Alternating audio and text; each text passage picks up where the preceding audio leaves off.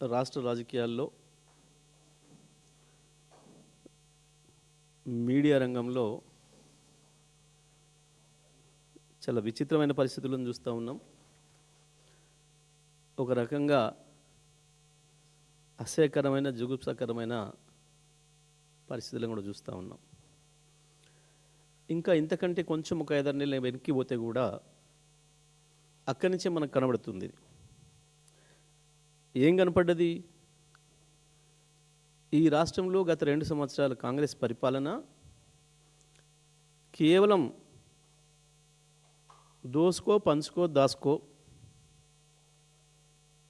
పదవి కాపాడుకోవడానికి పైకి మూటలు పంపుకో, దోసుకో పంచుకో దాసుకో, పైకి కొన్ని మూటలు పంపుకో, ఇది మాత్రమే కనబడుతూ ఉంది.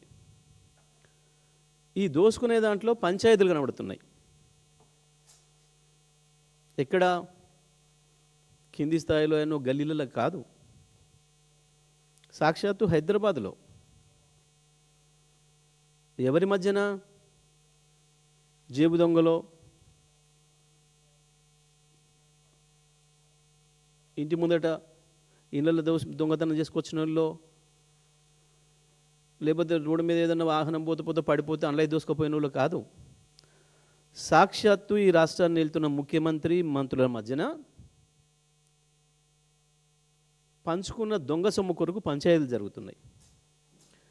లేదా ప్రజల సొమ్మును దోసుకోవడం కొరకు పోటీలు పడి ఒకటి మీద ఒకడు ఆరోపణలు చేసుకునే స్థాయికి వచ్చింది వాళ్ళ. ఇంత బహిరంగంగా, ఇంత నిస్సిగ్గుగా, ఇంత నిర్లజ్జగా మనం వరుసగా చూస్తే జూపల్లి కృష్ణారావుతో మొదలైంది. జూపల్లి కృష్ణారావు నా శాఖలో జరుగుతున్నది టెండర్ ప్రక్రియ, ఇంకోటి నాకు తెలియదు, ముఖ్యమంత్రి ఆఫీస్ నుంచే జరుగుతుంది, పైన ఎవరో సూపర్ పవర్ చేస్తూ ఉన్నారు అని చెప్పేసి మాట్లాడిండు. చూసినాం మనం. అదేవిధంగా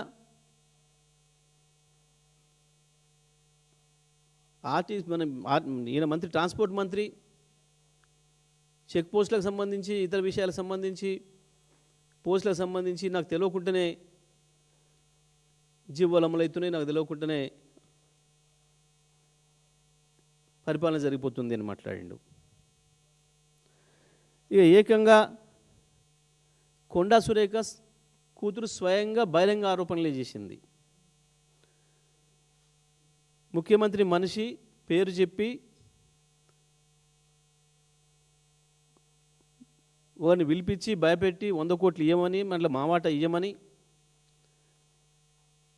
చివరికి వాళ్ళ పిఏ మీద కేసు పెట్టి ఆయన అరెస్ట్ చేయడానికి పోతే మంత్రి ఏకంగా కార్లు కూర్చోబెట్టుకొని ఎవడరా మమ్మల్ని అరెస్ట్ చేసేదని చెప్పి తీసుకుపోయిన సందర్భం. ముఖ్యమంత్రి పైన, ఇంకో దాంట్లో రెవెన్యూ మంత్రి పైన, ఇద్దరి పైన ఆరోపణలు చేస్తూ, ఇక ఇంకొక మంత్రి, 2 మహిళా మంత్రులు, ఒక మహిళా మంత్రి మీద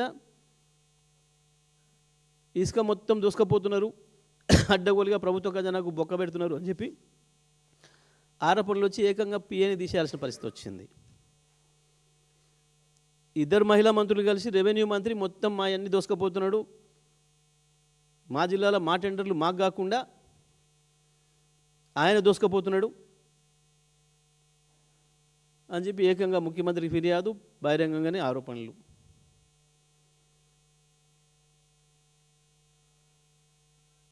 హిల్ట్ పాలసీలో నాకు లేదు, నాకు తెలియకుండానే జరిగిపోయింది అని చెప్పి ఆ మంత్రే లీక్ ఇచ్చిండని చెప్పి సీఎం ఆఫీస్ నుంచే లీకేజీలు. ఇంకో మంత్రి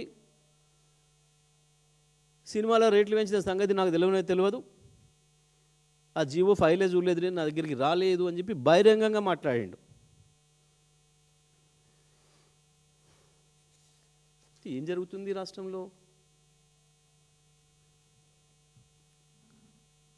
ఒక్కడు ఇప్పటి వరకు ఇచ్చిన 6 గ్యారెంటీల మీద మాట్లాడినవాడు లేడు, 420 హామీల గురించి పట్టించుకున్నవాడు లేడు. ఎంతో ఆశగా ఎదురు చూసిండ్రు. యువతి యువకులు మాకు 1,00,000 ఉద్యోగాలు 2,00,000 ఉద్యోగాలు ఏడాది ఇస్తానన్నాడు, జాబ్ క్యాలెండర్ అన్నాడు అని చెప్పి పాపం పోయింది. 2,000 పెన్షన్ 4,000 చేస్తానంటే మేము ఓటేసినాం కదా అని చెప్పి పాపం మా ఒంటరి మహిళా సోదరిమణులు, మా అవతాతలు ఇద్దరికి ఇస్తానన్నాడు కదా మా ఇంట్లో అని పాపం, మా వికలాంగ సోదరులు 6,000 ఇస్తానన్నారు కదా అని ఎదురు చూసినారు. పాపం రైతు సోదరుల ఆశకైతే పాపం ఆకాశానికి ఎదురు చూసినట్టుంది వెనకటి వర్షాల కొరకు.